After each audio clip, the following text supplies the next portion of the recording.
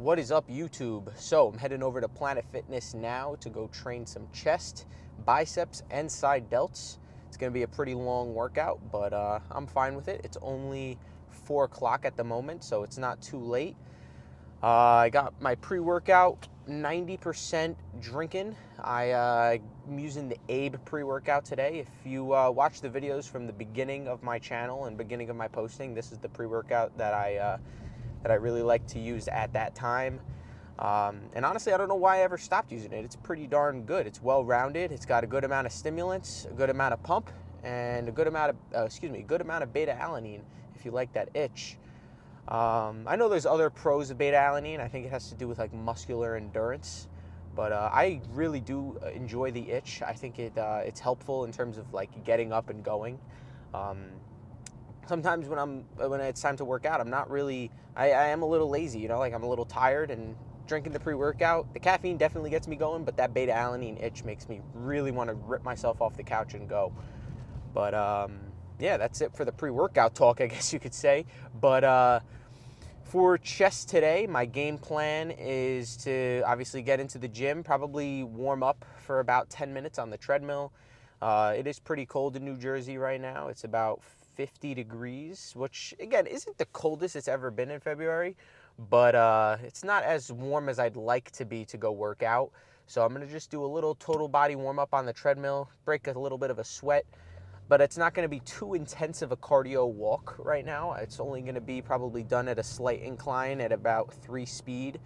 I don't really want to fatigue myself too much in terms of my endurance right before a weightlifting session. But that warm-up's just meant to really create some body heat. That way I'm not cold going into any work sets. But after the treadmill walk is done, I'll move over to the cable stack, do a few rotator cuff warm-ups, some tricep warm-ups, a little bit of forearm warm-ups, and then I'll probably move into my first work set of the day, which is probably going to be done on some pec deck flies or cable flies. And you might be wondering, why aren't you going to be starting with the compound movement?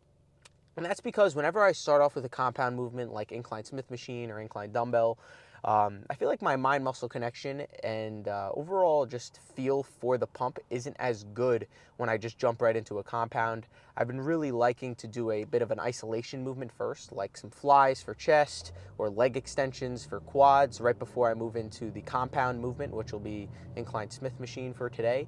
I just feel like getting that little bit of an isolated pump definitely helps with connecting with the muscle better on those heavier lifts.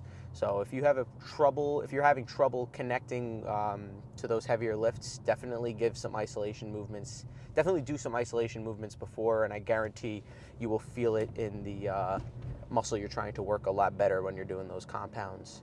And I even do it for back as well.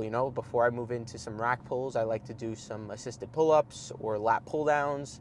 Any sort of isolation movement before a heavy compound definitely does help with that mind-muscle connection. And I did mention that I am going to be warming up my forearms as well. I think warming up your forearms is very underdone by people in the fitness community. I feel like in my mind, I process it as, your forearms are the only thing that's really connecting to that bar. You're gripping the bar in terms of like incline Smith machine. I'm holding on to that bar, and I want my forearms to be ready to hold that heavier load. I don't want to have them not warmed up or primed to hold that weight, because then my chest might not get as good of a connection as well. So think about it before you move into a movement. Like, think about all the muscles that are going to be activated during that movement, and try your best to warm them up.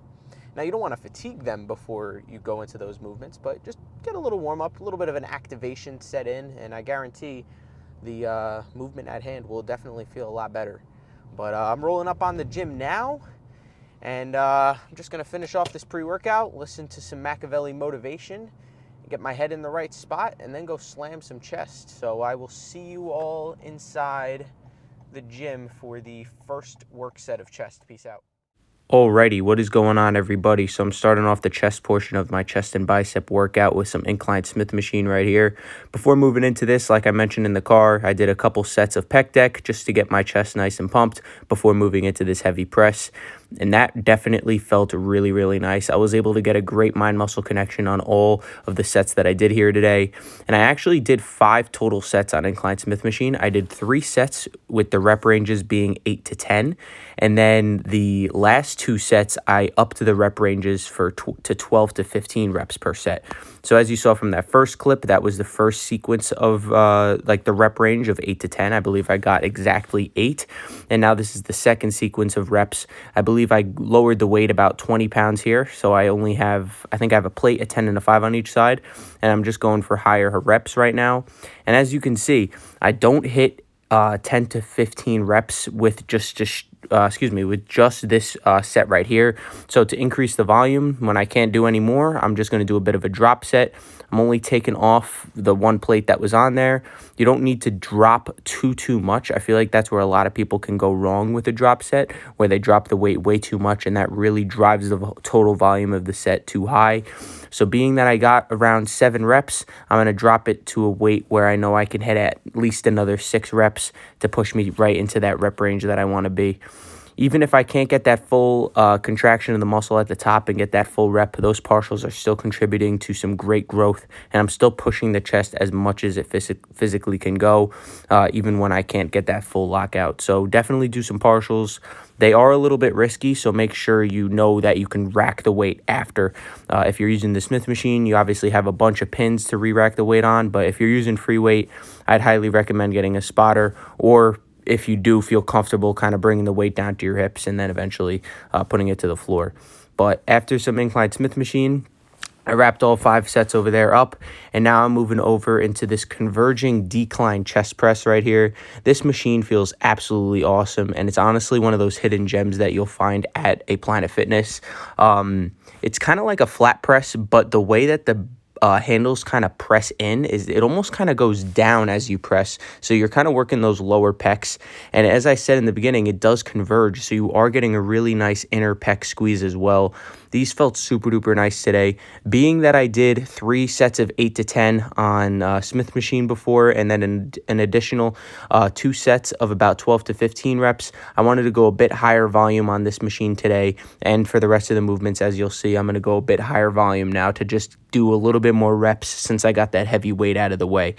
So that's kind of how I like to gauge my workouts. I like to go lower volume in the beginning, and then as the workout goes on, after each movement, I increase the volume until I get up to probably about 17 to 20 reps. I won't really go over 20 reps.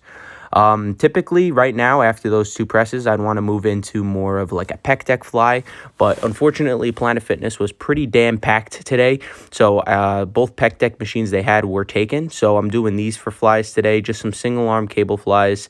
It's kind of almost like a hybrid between a decline press and a fly, but these felt really, really nice. I was really able to get a great stretch at the top and a good squeeze at the bottom, and that's honestly all I really want from a fly. I really just want to get a nice stretch after a bunch of pressing, and I still obviously want to get that squeeze to really just pump the chest up with as much blood as possible. But after those, I'm moving over into biceps now, and I'm starting off with some dumbbell curls right here. Being that I am on a cut, I'm definitely not as strong as I was on these a couple months ago, but again, weight does not matter. All that matters is if you're connecting with the muscle and you're getting a good pump.